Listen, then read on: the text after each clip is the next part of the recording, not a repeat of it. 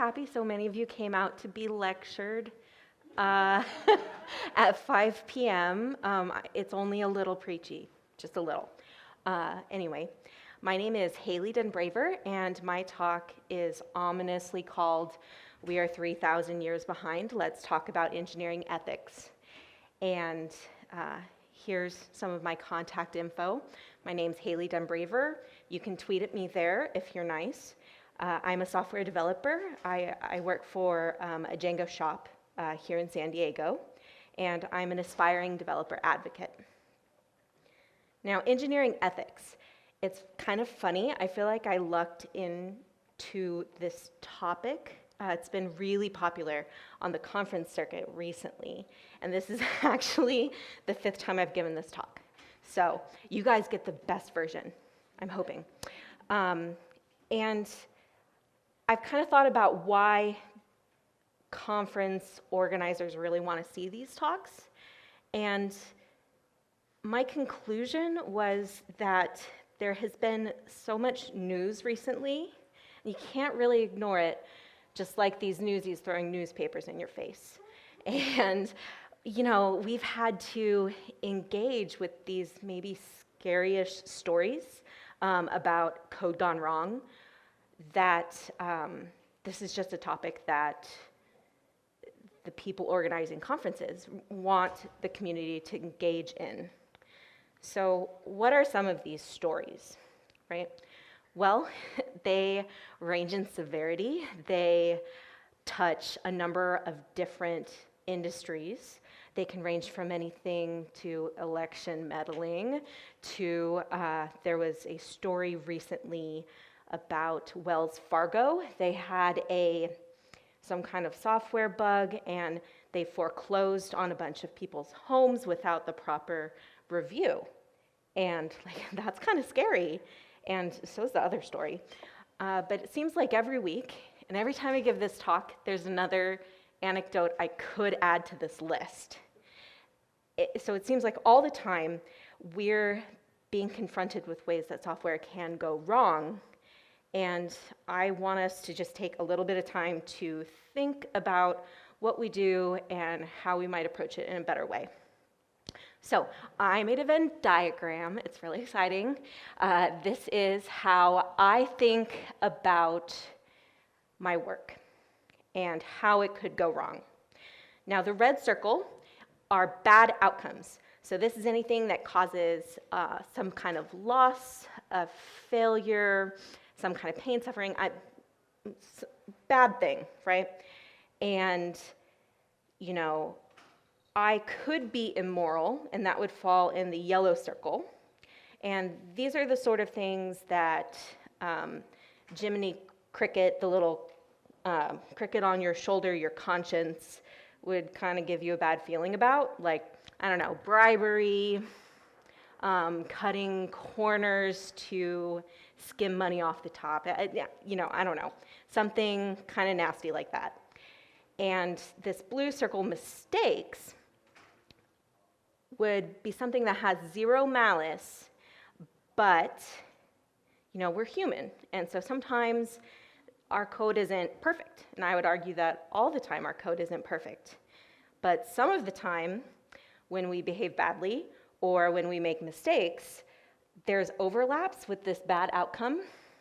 And I specifically want to talk about these overlaps because these are the areas that I want to minimize, and these are the areas that my previous profession sought to minimize. So what did I used to do? Well, I used to be a structural design engineer. I was a licensed civil engineer, and I did all sorts of work. Some of it was kind of boring. I anchored this AC to the top of a hospital, and that was the fun one. And then the hotel near Disneyland, that was the boring one, or maybe it was the other way around. But the hotel near Disneyland really was my favorite. But like, these are a wide variety of jobs, and I was responsible to the public for both of these things, and want to kind of dive into that a little bit. Now, my former profession was really, really old. These are old examples of engineering. And they're also a little more interesting than an AC unit on top of a hotel, or a hospital, rather. And more than 3,000 years ago, we, as civil engineers, got our first taste of what it's like to be under some regulation by the state. And this was the form of Code of Hammurabi. Now, this was a king in Babylonia more than 3,000 years ago, and we're going to read some of his laws, and they are kind of harsh, just to warn you. So, here's the codex, and here is a kind of graphic picture. It's to prepare you for the graphic law that we're going to read. Most of the Code of Hammurabi is this grisly if-then statements kind of things, and you might better know that form as an eye for an eye, right? So we call this the law of retribution. So let's dive into the laws. If a builder builds a house for someone and completes it, he shall give him a fee of 2 shekels in money for each sar of surface. So this is like a refund for like small defects in your work. Okay, I'm okay with this. 229, if a builder builds a house for someone and does not construct it properly, and the house which he built falls in and kills its owner, then that builder shall be put to death. A little less okay with that one. If it kills the son of the owner, the son of the builder shall be put to death. WTF. Okay, no. If it kills a slave of the owner, then he shall pay slave for slave to the owner of the house. If it ruins goods, he shall make compensation for all that has been ruined. And inasmuch as he did not construct it properly, this house he built, and it fell, he shall re-erect the house from his own means. We're back to somewhat reasonable. Okay. If a builder builds a house for someone, even though he has not yet completed it, if then the walls seem toppling, the builder must make the walls solid from his own means. So this law meant that an engineer was responsible even on to loss or death. And this is the point in the talk where I have a long dramatic pause. And I wasn't super comfortable with that, so I put a GIF in. And this GIF is Rory explained to Paris about dramatic pauses. So we're going to look at that, and then we're going to dramatic pause again. So an engineer was responsible even on to loss or death. Now, that was an old law, and I want to take us a little bit more into the present, but not too far. And we're going to talk about something that happened in 1919. And I don't know if you've heard the saying that tragedy plus time equals comedy, but we're going to hope that that's true, because I tried to pick the funniest story I could. It's kind of, it's a disaster, so it's hard, but we're going to roll with that. And we're going to talk about the 1919 Boston molasses flood. All right, so in January of 1919, a tank failed in a neighborhood in Boston, and the structural defect with the pressure of the tank, and millions of gallons of molasses flooded the area. It toppled a train track, an elevated train track, and just spilled all over the neighborhood. It was pretty terrible, and this says that it killed 11, but eventually it was 21. So this was really, really bad, and people were really, really mad, and they had a trial, and eventually it was decided that we needed some licensure for engineers. So we had moved from an eye for an eye of Hammurabi to a system of licensure, which you could also call gatekeeping.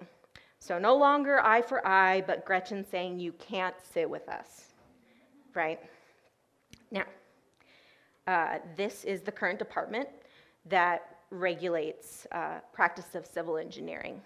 And the reason that they license individuals is to restrict practice to people who have proven themselves through their educational credits, test taking, and work experience to be capable of doing these sorts of jobs, right? So licensure is a system of formalized responsibility. And I want to be clear, this isn't the same as ethics, but taking responsibility for your work is a pretty good start. So I just want to talk about it. And I'm going to do that through a montage. We're going to explore what it took for me to get my license. So what you have to do is you have to start with dramatic music because it's a montage, and that's what happens. So something like dun, dun, dun, dun, dun, dun, dun. And then I graduated from an accredited university, and it was exciting, and I didn't throw my hat. Did anybody throw their hat? But yeah, this was me, undergrad. Then I did some one-handed push-ups because I was 22. And then I went to grad school because it was 2009, and no one wanted to hire anybody. And I also learned that I didn't know how to study yet. But I figured that out, and I passed grad school. And then I took a well-deserved dance break, and then I worked for several years and hopefully was more competent than Homer Simpson. And then I took up running because it was kind of stressful. At that point, I had to go door to door, or rather cubicle to cubicle, to all my coworkers and get them to vouch for me. And I was really lucky because none of them looked at me like Lucille is looking at us right now. Then I had another dance break because Carlton is amazing.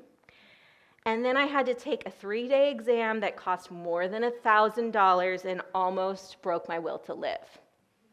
And fortunately, I passed the first time because that was really expensive. And scene, and a montage. Thank you for tolerating my gifts. I appreciate that. Now, like I said, licensure is a system of formalized responsibility. None of this montage means that I was moral or good, but it meant that I had kind of cleared a background check. And it also meant that I had been tested on and had been exposed to ethical practice ideas through my education and through my testing. So I promised to talk about code. We're going to do that right now, right? Because that's why we're here, code. Now, I used to be a civil engineer, and now I'm a software engineer. So what is different about these two careers? Now, I'm going to start it off with kind of a bummer and tell you the unfortunate truth about the title of software engineer. The title of software engineer is largely imaginary. It doesn't mean a whole lot. When I graduated my boot camp, I was issued these business cards, and they said, Hayley Denbraver, software engineer. And I kind of looked at them, side-eyed them, and went, I don't know about that. And that's because civil engineer is a title that has to be earned, and any of you would get into trouble if you printed business cards with civil engineer on it, just like I would get into trouble if I printed a card that said Hayley Denbraver, MD, and tried to treat patients. Like, you can't do that. It's a protected title. At least in America, software engineer is not. So that's the unfortunate truth. It might mean something to your organization, to your career trajectory, but it doesn't mean anything in terms of our responsibility to the public or what the public can expect from us. All right. Another difference in my time as a software engineer is the diversity background of myself and of my team. Show of hands, who here has a BS in computer science? Okay, so that's not 0, but that is maybe about 50%, it looked like. So where I work, we have some comp sci degree holders. We have some self-taught people. We have some people like me who went to a boot camp. And we have some internally trained devs that came up through a program that we have where I work. And this diversity of background would make no sense in a civil engineering office, right? So that was a really big difference. Well, what's another difference? Oh, these are the varied and awesome gophers that write Go code. I wanted pythons, but the gophers are really cute, so that's what we went. So what's another difference? Well, there's a difference in how the work is evaluated. Pushing to GitHub and opening PRs and reviewing code is absolutely necessary. Please do that. But it isn't the same thing as taking structural plans and structural calculations to a governing body and getting them approved, and then they're on file forever and, can be brought up years and years later. Like, it's just not the same thing, right? What's another difference? Oh, that's the only differences I had. Well, okay. So these two careers, they're different, but they're different careers, so why would you expect them to be the same?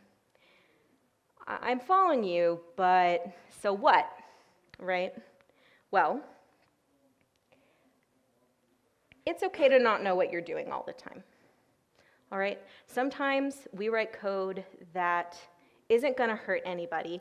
I personally think that none of you has written code that has drowned anyone in molasses. I know I haven't. So, if you feel like this dog ever, that's okay. He's a good boy. He would never hurt anybody, all right? And we do have some rules with respect to how we operate. There are rules about private information. There's rules about health data. So it's not like we're in the Wild West or a dystopian novel or anything like that, right? But remember those news stories from before. We don't really know the future, but it's possible that we're going to have to wrestle with these ideas and engage with them in a meaningful way at some point, right? And I have some limited answers on how we could possibly do that. It's just a start. Imagine we're in the first Bowser castle. So our princess isn't in this castle. She's in another castle, but you have to start somewhere. So we're going to start in this first castle. And these are my recommendations. Number 1, promote ethical literacy. All of you are professionals, and we're expected to maintain our technical literacy. And as professionals, ethical literacy is important too. It's a skill that doctors have. It's a skill that lawyers have. Any other profession has, deals with these concepts. So I want that to be the industry standard. A good place for you to start would be to Google ACM's Code of Ethics. And that's where you can begin your learning on this topic. Now, second thing I'd like to see is I would like to see review taken more seriously. There was a really good talk earlier in the conference about code review skills for Pythonistas. And Nina mentioned that the level or the impact of your code is going to be at different levels, and that would require different sorts of review. And I'm trying to make a similar point.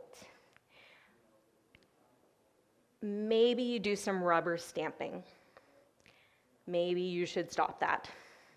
And maybe you should take a look at the potential impact of the particular code that you're pushing and review it with that in mind. And I would even say that for something that is extremely important and has the potential to harm others, I would recommend getting some outside help even. If it's that serious, bring someone else in, get some fresh eyes, and take review more seriously in general. Senior should mean something. What I mean by this is that We may have a diversity of background, but we could have, am I okay? 5 minutes, 5 minutes. You got 5 minutes. Okay, that's perfect. So seniors should mean something. And by that I mean that while we have a diversity of background, we could have a commonality of mentorship and professional engagement within our teams to really grow as professionals and learn from people who have established good practices prior to now. And this helps with the previous 2 points I mentioned, taking review more seriously, and promoting ethical literacy. Seniors can lead the way with that. Now, fourth, I want to improve communication. Now, when I was a civil engineer, I had veto power, and it was amazing. If someone was doing something dumb, I could be like, nope, sorry, redo that. No. And I don't really have that power now, and I don't know if it's really necessary. But what I do know is I have a lot of people that I work with, and in order to be ethical and to build products that are going to be good for the community, I need to be able to communicate well with them and be able to raise concerns if and when I have them. So improving communication is my fourth suggestion. My fifth and final suggestion is to pretend that you're licensed and really just try this. It's kind of weird, but good.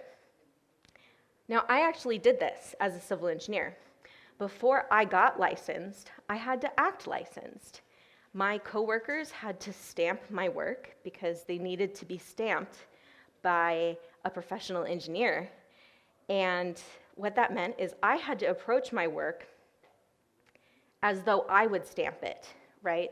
Because it's unfair to ask someone to put their name on your work if you would not be willing to put your name on your work, right? So pretend like you are bound to some professional code and act accordingly. Imagine that git blame is like carved into stone and that you're accountable for what you write. So, promoting ethical literacy, taking review more seriously, seniors should mean something, improving communication, and pretending you're licensed. Now, in the last few seconds, I'm going to revisit the molasses flood. A bunch of people died in molasses, really terrible, terrible. 100 years before that, there was something called the London beer flood, which is, it was pretty similar. A few million gallons of beer spilled, and it killed 8 people, and maybe a 9th from alcohol poisoning. It's not really clear. And the neighborhood was really mad, and they held a trial, and the result was that it was an act of God. Now I ask you, why do you think that engineers haven't been really held as accountable as maybe they should? And I would argue that it's because to a large portion of the community, what we do is kind of magic. And if you don't understand something, it's easy to just accept it and to not be able to demand accountability. So we don't use this language, but it's a similar thought. So the molasses flood was different, and I would argue that it's because people had to walk around in their sticky neighborhood and sit on their sticky train seats, and they had basically landed in the molasses swamp in Candyland. And they're stuck there, and it's not fun. And when you can't forget something, you have to engage with it. And that's what brought about change. So may this stick with you when you walk into your job on Thursday or Monday or whenever. Maybe your shoes are kind of sticking to the ground, and you reach for your keyboard, and it's kind of gross. And you can really forget that. And don't forget this either.